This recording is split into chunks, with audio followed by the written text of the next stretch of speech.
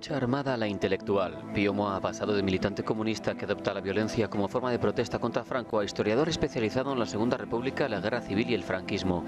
Empieza en el Partido Comunista, desde donde pasa a formar parte del grupo terrorista Grapo, con el que participa en acciones armadas, una de las cuales llega a costarle la vida a un agente de las fuerzas de seguridad. Su trayectoria vital da un giro de 180 grados, llega a ser bibliotecario del Ateneo y empieza a estudiar seriamente las fuentes documentales disponibles para entender mejor periodos claves en la historia reciente de España como la República, la guerra y los años de Franco al frente del país. En esta faceta no pasa precisamente desapercibido. Su labor investigadora, crítica con la República y defensora en muchos aspectos de los años de Franco en el poder, levanta ampollas entre una clase de historiadores políticamente significados y que no aceptan que nadie saque los pies del tiesto, que nadie se salga de la ortodoxia que marca el colectivo progre que ha dominado el estudio de la historia reciente de España desde hace años. Pero a pesar de todo, Moa también cuenta con apoyos dentro del mundo académico y sobre todo entre los cientos de miles de personas que piensan que merece la pena escuchar y leer lo que tiene que decir sobre momentos clave de la historia de este país.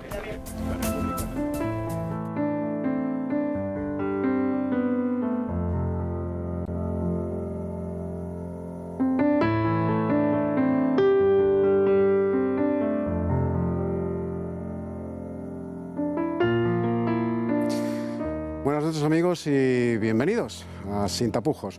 Está con nosotros esta noche el hombre que ha hecho que las colmenas de la izquierda zumben como si las hubieran apedreado y que la derecha le aplauda sin ningún tipo de tapujo y de una forma un tanto acrítica. Pío Moa, buenas noches. Buenas noches. Y muy bienvenido a Sin Tapujos. Gracias. ¿Dónde te caíste del caballo, Saulo? Yo no me caí del caballo en ningún sitio. Por otra parte, eso de que la derecha me apoya... La derecha sociológica. La derecha me hace un vacío... La derecha sociológica. No hablo de la derecha periodística, la derecha política. No hablo de la derecha que está más allá de las fauces de los leones en la carrera de San Jerónimo, sí. Que además no se llama derecha, se niega a llamarse derecha. Sí, ya, pero... Hablo de la derecha de infantería, la derecha sociológica. Sí, no, y también gente de izquierdas, gente que ha estado en la izquierda. Mucha gente que ha estado en la izquierda, pues aprecia mis libros, ¿no? Lo que ocurre es que, ya digo, la derecha me hace un vacío enorme, ¿no? Por las razones que sean, no vamos a entrar en ello, ¿no? En cuanto al cambio... Yo, para que las cosas queden claras, Pío, cuando hablo de la derecha, sí. me estoy refiriendo al pueblo español que se reclama de derechas, no a la clase política que abomina de esa denominación, incluso de esas ideas que sostiene ese pueblo español de infantería de derechas, y que llena sus alforjas y sus urnas con los votos de esa derecha a la que luego le da la espalda. A esa derecha me refiero, Pío. Ya, bien, en ese caso pues sí se puede hablar. Aunque insisto, entre mis lectores los hay de muy variada procedencia, ¿no? El caso es que, claro, cuando uno milita en un partido comunista, el comunismo es una ideología muy fuerte. Es una ideología que la han seguido millones de personas. Y que ha originado millones de muertos. Sí, pero que la han seguido millones de personas de mucho nivel intelectual, de mucha capacidad, etcétera, ¿no? Porque aparentaba ser una doctrina científica, de un nivel intelectual muy superior a la de los utopistas, por ejemplo, o a la mayoría de las doctrinas de derechas, ¿no? Esto es lo que le ha dado una gran proyección. Y si eso es así, Pío, ¿nos puedes explicar cómo es posible, como diría Ortega, al encerado, muchacho, cómo es posible que no haya un solo país en el que el comunismo haya gobernado, que tras la muerte del comunismo, la desaparición del comunismo o la salida de esos comunistas del poder, no haya un nivel de prosperidad sencillamente decente? Sencillamente decente. Bueno, una ideología, como dices tú, tan fuerte, apoyada por intelectuales de mucho rango, de mucho postín, y sin embargo esa ideología, allá donde ha gobernado, no ha dejado, y tú lo sabes porque además lo has contado, más que desolación, tiranía y pobreza. Bien, la cuestión es que algunos dicen que se ha aplicado mal la teoría. Yo creo que no es así.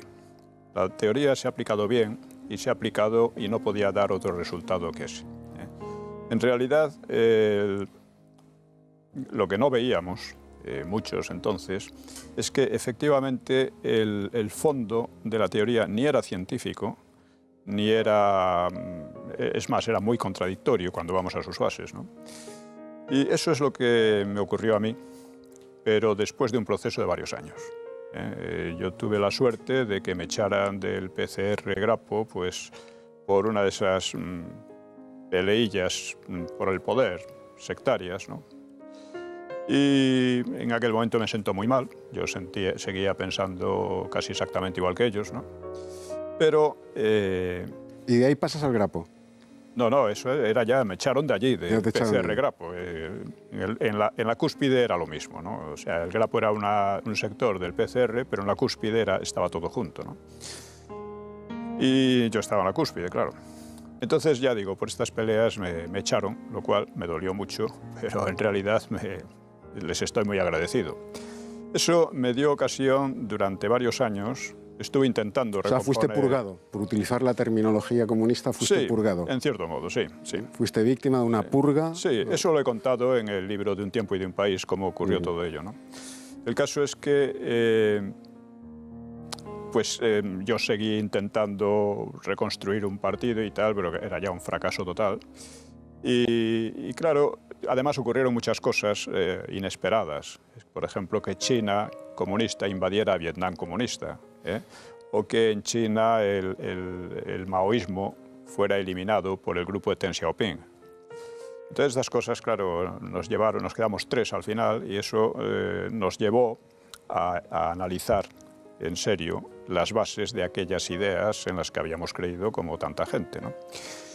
Y ese examen, en una revista que tirábamos a ciclostil, que se llamaba Contracorriente, pues me llevó a la conclusión de que no es que el marxismo se aplicara mal, sino que necesariamente, o sea, no es que el marxismo, en la aplicación del marxismo, fuera mal interpretado o se cometieran errores, porque lógicamente era una experiencia nueva en la historia y sería ridículo pensar que iba a salir todo como una seda, por así decirlo. Es que el marxismo es eso. Pero entonces me di cuenta que cuando vamos a las bases, yo concretamente estuve estudiando, entre otras, una teoría que se llama la teoría del descenso de la tasa de ganancia en Marx, en El Capital, que es una teoría que debía explicar por qué el capitalismo necesariamente va a la ruina, necesariamente va a crear las condiciones o sea, va al derrumbe, creando las condiciones para el socialismo, que sería una etapa mucho más progresiva, mucho mejor para la humanidad, etcétera, etcétera. Entonces, en el estudio de esa teoría me di cuenta que es una teoría absurda, que es contradictoria, claro, no podría explicarla aquí. Tengo un ensayo sobre ello, ¿no? Y que, en definitiva, no es que se cometieran errores o crímenes, sino que con unas ideas que son falsas desde su origen, que no son ni científicas ni nada que se le parezca, pues su aplicación solo puede producir esos crímenes y esos errores. Claro, cuando llegué a esa conclusión, que insisto, me llevó mucho tiempo, no fue nada parecido a una caída del caballo, pues... Hombre, la caída del caballo es una cuestión metafórica. Sí, ya lo sé. Es de que no fue una iluminación repentina. No fue una iluminación repentina, en absoluto, ¿no? Fue un proceso largo y pesado. He hablado de él también en el libro este de... Esa iluminación aún no la has tenido. No, es que luego hablaremos de yo eso, no creo en las iluminaciones, aunque efectivamente se dan, alguna gente las tiene, ¿no? Pero no es mi estilo, vamos a decir. Yo procuro ir razonando, pensando las cosas y, por supuesto, partiendo de la posibilidad de equivocarme, ¿no? Pero vamos, llegué a esa conclusión de que el marxismo no tiene salida. Solo puede producir lo que históricamente ha producido ya. Que no es que fuera mal interpretado y mal aplicado, sino que es un error en sí mismo. En sí mismo es un error y solo puede producir más errores. Esa es la conclusión a la que llegué. Un error que a la humanidad le ha ocasionado más muertos y más desdichas que la peste en la Edad Media. No tantos, no tantos. Proporcionalmente a la población. Pero sí, ha sido la ideología más sangrienta del siglo XX, indudablemente, ¿no? aunque hay que decir que todas las ideologías tienen un rastro de sangre muy considerable, ¿no? O sea, no es el comunismo indiscutible. ¿no? Pero el comunismo es que además convierte a los países en cárceles. Precisamente esa pretensión de ser científica hace que la libertad Si convierte, desaparezca. Pío, a los países en cárceles, convierte a los hombres en esclavos. Claro, los convierte en carcelarios, evidentemente, ¿no? O sea, las personas que viven en una cárcel, pues están en una cárcel, ¿eh? Y el género de vida que hay allí, pues, en fin, ya lo hemos visto. No obstante, digamos que esto fue lo que, ya digo, esto fue lo que a mí me ocurrió. Y llegado ese momento, que yo estaba todavía, vivía en la clandestinidad porque estaba perseguido, ¿no? Pues, claro, opté por acogerme a la reinserción, que entonces había. Y bueno, y así ha sido. Antes de la acogida a la reinserción, Pío, a ti te acompañará siempre, porque el pasado nos acompaña siempre, te acompañará siempre el Grapo, tu militancia en esa organización terrorista, marxista-leninista, que se llamaba Grapo, y te acompañará siempre, por lo menos, la duda de tu intervención, participación, de manera directa o indirecta, en crímenes de sangre. ¿Eso es cierto? Bueno, vamos Sin a ver. tapujos. Vamos ¿Eso a es ver. cierto, Pío? Yo estaba en la dirección máxima del PCR Grapo y, por lo tanto, era responsable de todo lo que se hacía. Participé en varias acciones armadas, pero... ¿Con resultado de muertos? Sí, por lo menos una. Y participé en esas acciones, concretamente la que fue la respuesta a las últimas ejecuciones del franquismo, en el 75. ¿no? Los fusilamientos de Hoyo de Manzanares. Eso es. Entonces, sí, yo participé en eso, lo consideraba mi obligación, pero aparte de eso, quien está en la cúspide, pues evidentemente responsable de todo lo que hacen los que están debajo. Corresponsable, vamos a decir, corresponsable. Eso es verdad, es así. Nosotros considerábamos que estábamos luchando contra un régimen, contra una dictadura fascista, que era lo que había que hacer era eso. Y sobre todo en aquella ocasión del 75, pues que era absolutamente necesario replicar aquellas ejecuciones para demostrar que el régimen no se iba a salir con la suya. Esta era nuestra lógica. Yo lo que trato es de que se entiendan las cosas, sobre todo de que se entiendan. Lo mismo cuando escribo de historia de la guerra civil, he procurado evitar un moralismo facilón y tratar de explicar por qué, por ejemplo, Largo Caballero pensaba así, etcétera, etcétera. En cuanto a lo que decías, que si el Grapo siempre me acompañará, hombre, hace ya mucho tiempo de eso, y por supuesto hay mucha gente, sobre todo en la izquierda, interesada en sacarlo a relucir cada vez que digo algo. ¿Te has perdonado a ti mismo por esas acciones armadas, por no, participar en esos actos de terrorismo? Yo no creo que en uno los pueda... que hubo Sí. sangre y hubo muertos. Sí, pero ya te digo, la historia está llena de violencia y de sangre, ¿no?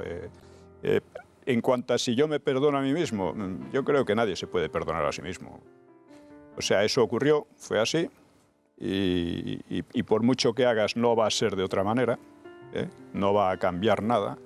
Entonces, pues lo que trato es de entenderlo, y al entenderlo, tratar, por ejemplo, a través del marxismo, al entenderlo, tratar de hacer que otra gente comprenda que hay vías de pensamiento y de acción que no conducen a nada o que conducen a desastres. Eso es lo que puedo hacer y lo que puedo contribuir. Pero ya digo, a partir de una comprensión de las cosas, no a partir de, en fin, de exhibiciones, ni de arrepentimientos, ni de, como diría, ni moralistas, que a mí me parecen completamente vacuas.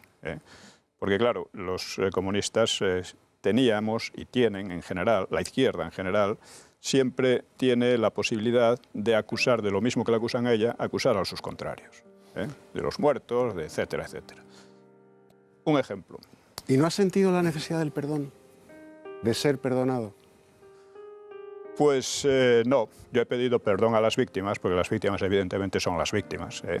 Pero hablando de O sea, ¿a quién le voy a pedir perdón? A esta sociedad, es una sociedad muy envilecida moralmente, ¿no? La sociedad en que vivimos.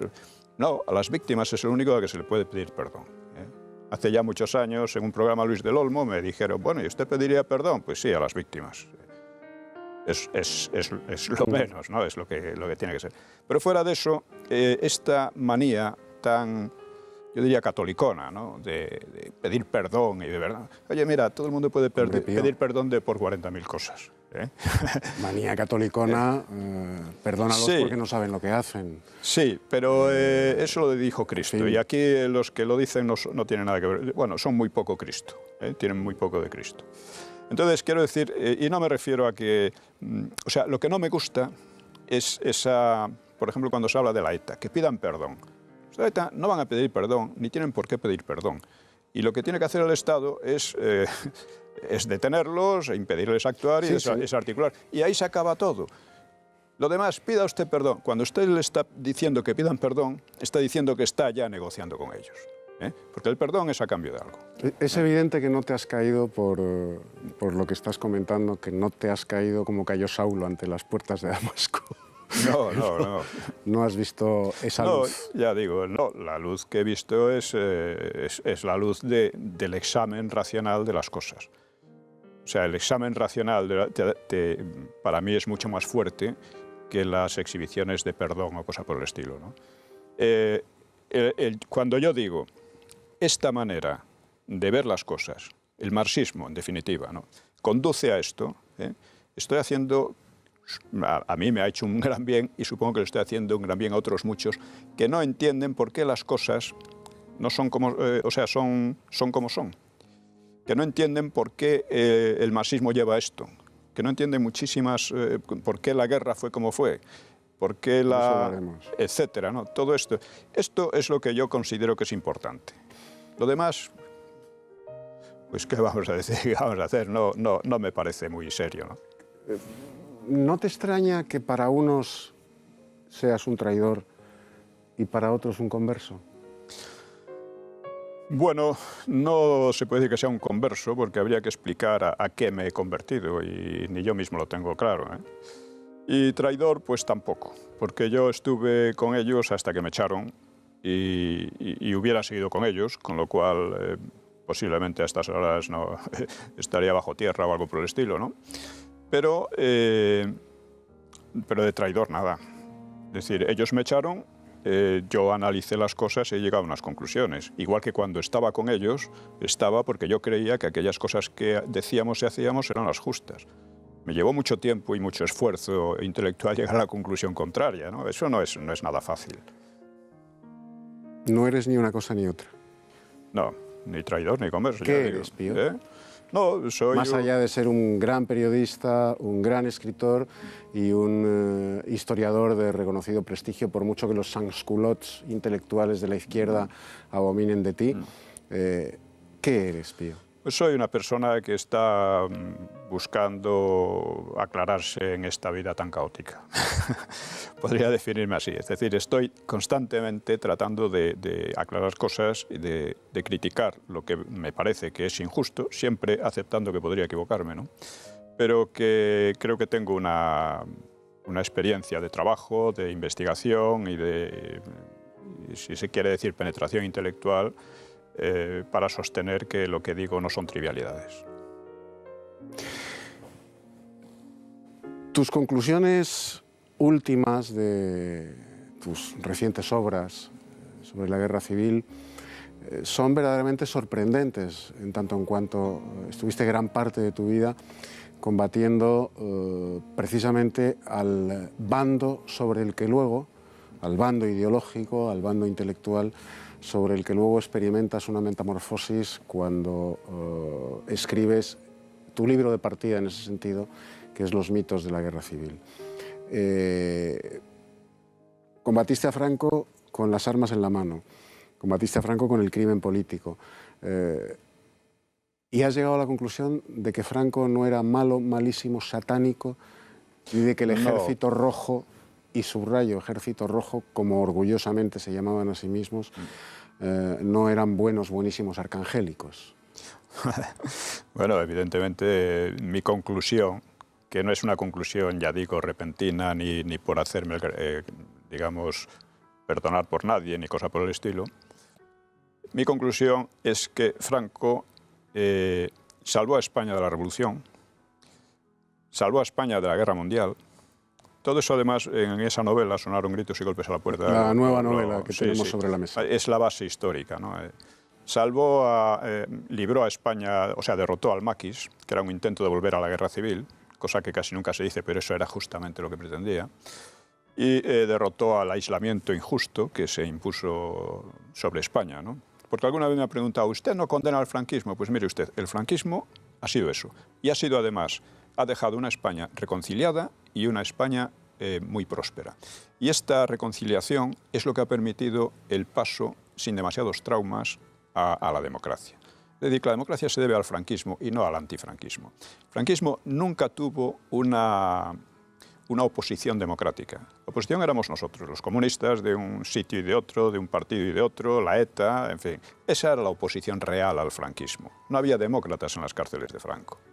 Entonces, todos estos mitos que ha creado la izquierda a partir de la transición, dando a entender que antifranquista era sinónimo de demócrata, pues todo eso tiene que caer por tierra porque nos está envenenando. Todas las amenazas a la democracia, o sea, el terrorismo, estas oleadas de corrupción, el ataque a la libertad judicial, a la independencia judicial, etc. Todo eso viene curiosamente de los antifranquistas. O sea, eso no son casualidades. Es como cuando decíamos que los crímenes del marxismo, pues es que están en la nuez misma del marxismo, ¿no? Están en la semilla misma del marxismo. Bueno, pues aquí, cambiando un poco el tono, el franquismo no tuvo oposición democrática, creó las condiciones para una democracia y esas condiciones están siendo echadas a perder por los antifranquistas, que en su mayor parte ni lucharon contra el franquismo ni hicieron nada por el estilo. Son gente, incluso pertenecían al aparato del franquismo, ¿no? Sí, bueno. Cebrián, por ejemplo, es, digamos, el paradigma. Nadie ha hecho pero más. No solo él, ¿eh? No solo él, es paradigmático, pero no solo él. Sí, no solo. Vamos, Pío, si te parece, a hacer un punto y seguido ahí. Sí. Vamos a publicidad y a la vuelta continuamos. Muy bien.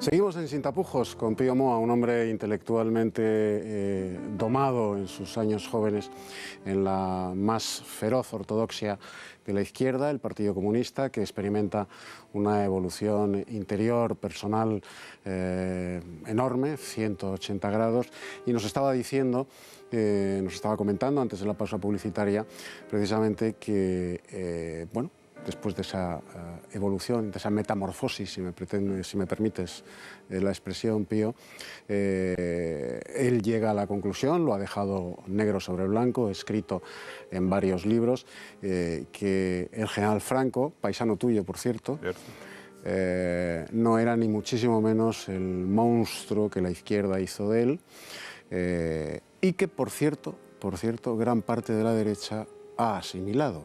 Sí. Gran parte de la derecha ha asimilado esa figura monstruosa, perversa del general Franco, ha sido asimilada también por la derecha. Gran parte de la derecha ha renunciado a las ideas ya desde tiempos de Suárez, a la lucha por las ideas, y en consecuencia se ve arrastrada por las ideas de la izquierda, ¿no? A mí me preguntaba una vez sobre esto del antifranquismo y decía, mire, el antifranquismo une en un haz, vamos a decir, a de Juana Chaos, a Arzallus, a Mas, a Zapatero, a Carrillo y tal. Y yo no quiero estar en ese club.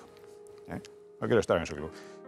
Franco, si tenemos en cuenta sus realizaciones, la paz que todavía vivimos gracias a él, desde entonces, pues no encontramos en 2 siglos, por lo menos, un estadista de su estatura.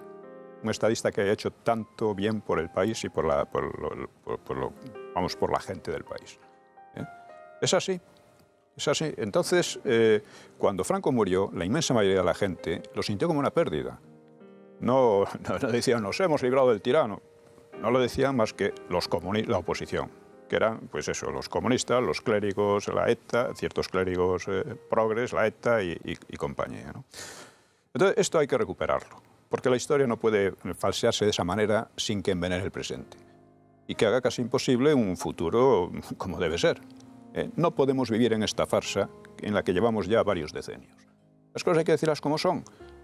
Y alguien tiene que hacerlo, que es el problema. Bueno, tú lo dices en tu última obra, pero tu primera novela histórica, sí. La tenemos aquí sobre la mesa, en la que narras esos 10 años tremendos de España y de Europa, del 36 al 46. Sí. Bien, en cierto modo creo que lo que he hecho es una reivindicación de aquella generación a la que debemos todo lo bueno que ha venido después. Es la generación que, ya digo, cuando habla de Franco, venció la revolución, tuvo que afrontar la revolución, unos problemas y unos desafíos terribles, como eran la revolución por una parte, la guerra mundial por otra, en la que pudimos habernos visto arrastrados con resultados catastróficos seguramente. El maquis, la novela trata de eso, de la época también cuando termina la guerra mundial, en la que casi todo el mundo cree que Franco va a ser liquidado rápidamente por los vencedores de Alemania, y que no fue así. No era tan fácil la cosa como ellos se creían, ¿no? Y es, ya digo, una reivindicación, porque es una generación a la que le debemos mucho y que ha sido terriblemente maltratada, terriblemente denostada y calumniada, ya desde Cela. O sea, Cela escribió La Colmena, que ha sido el libro canónico que da la imagen de aquellos años, y que es una novela excelente como novela, pero como retrato de época es completamente parcial y completamente falsario. Yo ahí lo sitúo, hay un personaje que se podría identificar con Cela, ¿no? Que Cela siempre fue un hombre muy oportunista personalmente. Él, cuando termina la guerra civil, bueno, se ofrece prácticamente como chivato a la policía. Esto es un hecho como delator histórico, de rojos. Como delator de rojos a la policía. Parece que estuvo en la Falange. Lo estuvo.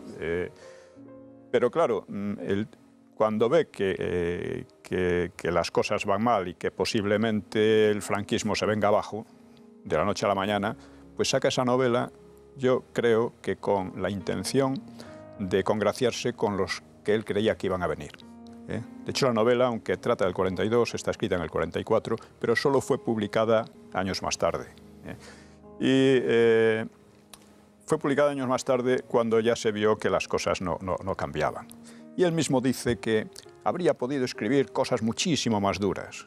Sospecho que probablemente las escribió, pero decidió suavizarlas a la vista de que las cosas no iban como él había pensado. Pero para el caso, lo que nos importa, creo que es una novela, La Colmena, en gran medida calumniosa. Además, trata de unos personajes sin ánimo, poco inteligentes. Los personajes de La Colmena son personajes así como muy triviales, que están tratados novelísticamente muy bien, insisto, porque una novela, la literatura es otra cosa que la historia, ¿no? Pero con la pretensión de dar una visión histórica. Y en eso sí que no es admisible. Yo en esa novela relato un poco las peripecias de unos personajes que en unas situaciones muy dramáticas, pero que se niegan a ser víctimas, sino que luchan, son inteligentes, en fin, no son unos pobres diablos, ¿no? Que es lo que pasa con los personajes de Cela, ¿no? Eso es lo que he querido hacer un poco en la novela. Pío, la derecha española, y ya sabes a lo que me refiero cuando hablo de la derecha, es tan vergonzosa como desvergonzada es la izquierda.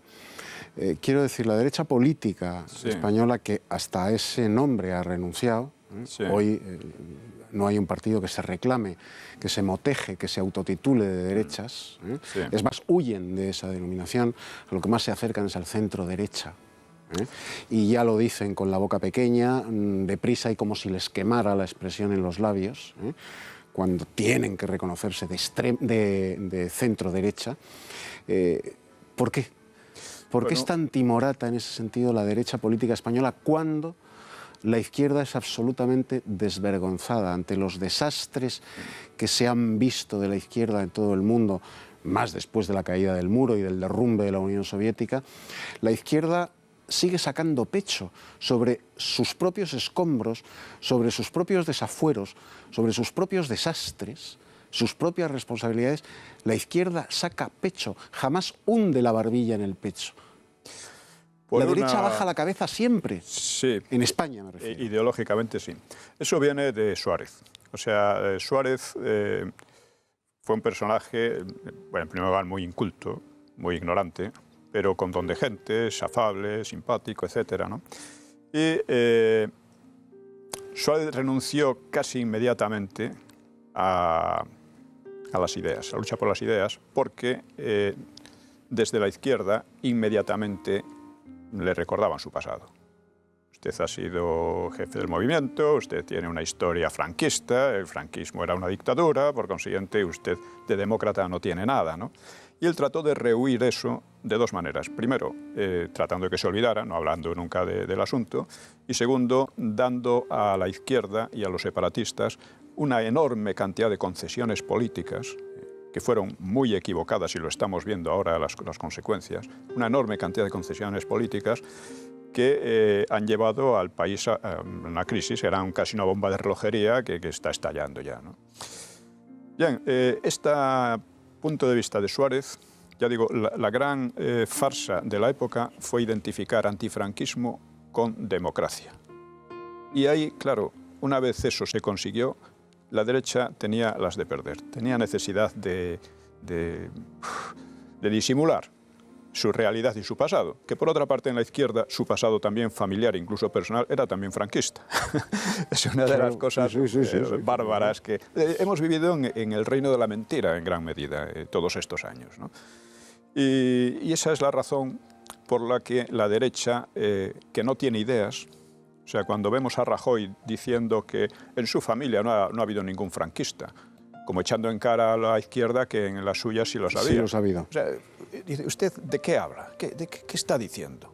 O cuando dice que la economía lo es todo. O sea, el marxismo es 100 veces más ilustrado que esa expresión o que esa pseudoidea que ha expresado... la economía lo es todo. Que la economía... El marxismo parte de la economía, pero es una teoría mucho más compleja, mucho más, digamos, sofisticada, ¿no? Bueno, pues la derecha está en esta posición. Por eso ha sido, por ejemplo, incapaz de oponerse a la ley de memoria histórica, que ha sido... La ley de memoria histórica ha sido volver a la ruptura. O sea, el gran logro de la transición fue impedir que se impusiese la ruptura que querían tanto la izquierda como los separatistas, ¿no? Sino que se impuso la evolución de la ley a la ley, de la legitimidad franquista a la legitimidad democrática, no de una pseudo legitimidad del Frente Popular como querían las izquierdas, ¿no? Ese fue el gran acierto y es lo que ha permitido que las cosas no se desbordaran tanto, ¿no? Pero claro, una vez logrado eso, la derecha renuncia a defender algo, quiero decir algo en el terreno ideológico, en el terreno de las ideas, y entonces el terreno es copado rapidísima y facilísimamente por la izquierda. Claro, crea ese vacío y en política como en física no se admite el vacío. Es inmediatamente lo llenan los otros. Llenado por otra opción o por otra fuerza. Por otra fuerza, que ya digo, era en gran parte farsante, porque ponía el caso de Cebrián, ¿no? Pues Cebrián es un ejemplo, ¿no? Viene del franquismo, en definitiva, por familia, por su actividad, por los cargos que consiguió, etcétera. Y de repente... Y tantos otros. Y tantos otros, ¿no? No, digo Cebrián porque es quizás el más ideólogo, además, el que ha facilitado todo esto, ¿no? El ideólogo, se convirtió en el ideólogo del socio del PSOE. Ideólogo y casi orientador general del PSOE, ¿no? Y en esa situación sobre la que tú has ensayado literariamente también, ¿hay posibilidad de que surja un líder que le diga a la derecha española, levántate y anda? Debiera. Desde luego las condiciones ahora son favorables. Digamos que lo que sea, estamos un poco ante el final de un ciclo, el ciclo abierto con la transición. El PSOE está hundiéndose en cierto modo. El PSOE ha sido la mayor plaga que ha tenido España en el siglo XX. Él fue el causante de la guerra civil, entre otras muchísimas cosas, ¿no? Y bien, resulta que cuando llegó Aznar, un partido... Sin embargo, fíjate, querido Pío, la leyenda rosa que almena al PSOE. Sí. Desde el año 75 hasta nuestros días. O sea, el PSOE, que es un partido de desdichada memoria, hoy tú le preguntas a la ciudadanía por la calle, y excepto los últimos 7 años de Zapatero, en los que algún ciudadano de izquierdas te hace alguna chirigota sobre el individuo, o abomina directamente del individuo, siendo de izquierdas ese ciudadano concreto al que me refiero, el PSOE tiene una leyenda rosa que está universalmente aceptada en España por todo el mundo, por la derecha también. Sí, eso tiene una razón de ser. En primer lugar, ya digo, Suárez era un ignorante de la historia y gran parte de la derecha también, ya entonces, pero es decir, no sabían con quién trataban. Pero por otra parte, cuando llega la transición, el miedo de todo el mundo es el Partido Comunista. Porque es el único partido que tiene organización. El PSOE eran 4 gatos que no pintaban nada, ¿no? Y entonces todos los esfuerzos se vuelcan en crear un partido socialista que quite el terreno al Partido Comunista. Esto cuando el caso Flick, que recordarás sí, sí. Pues hubo una comisión en el Parlamento, ¿no?, para investigar el asunto, que hubo unas elecciones enseguida y eso desapareció, ¿no? Pero Carrillo lo cuenta en sus memorias, ¿no? Dice, yo le pregunté al responsable de Flick en España, que se llamaba von Brauchitsch, dice, usted es von Brauchitsch, que es, no sé si hijo o nieto del von Brauchitsch que fue jefe del Estado Mayor de Hitler. Y el señor Flick fue condenado en el Tribunal de Nuremberg como criminal de guerra. Entonces, no entiendo por qué han financiado ustedes al PSOE. Y decía von Brauchitsch, no, es que aquí se trataba de cortar el paso al PC y, por tanto, y quienes estaban en mejor posición para hacerlo eran el PSOE. Eso, o sea, el PSOE recibió dinero de todas partes, recibió campañas de promoción de publicitarias en la prensa, en todas partes, en Europa. Recibió, en fin, de 4 tíos que no representaban nada, de repente se convierte en un partido de masas. Y además, con muchos del PC se pasan al PSOE rápidamente, cuando ven que estos son los que va, etcétera. Ocurre esto, que es algo parecido a lo que ocurrió con el PNV. El PNV llega a la transición y no es nada tampoco. Entonces, el PNV aparece ante los ojos de este maquiavelismo de aldea de la UCD como la posible barrera frente a la ETA. O sea, el PNV son, digamos, moderados. La ETA, en fin, que ha recibido un apoyo propagandístico enorme, pues tiene cierta fuerza en el País Vasco. Por consiguiente, vamos a frenarlos mediante el PNV. El PNV enseguida se dio cuenta, primero, de la debilidad de esa derecha y, en segundo lugar, de que jugando a eso podía sacar muchísimo. O sea, jugando a la ambigüedad. Decir, si no queréis que la ETA vaya adelante, pues dadnos más cosas. Y se le daban más cosas y más cosas, sin que ellos se comprometieran a nada, ni siquiera apoyaron la Constitución. Entonces, a pesar de que la Constitución se hizo, parte de ella, algunos artículos, para ganarse al PNV. Pío, ¿eres homófobo?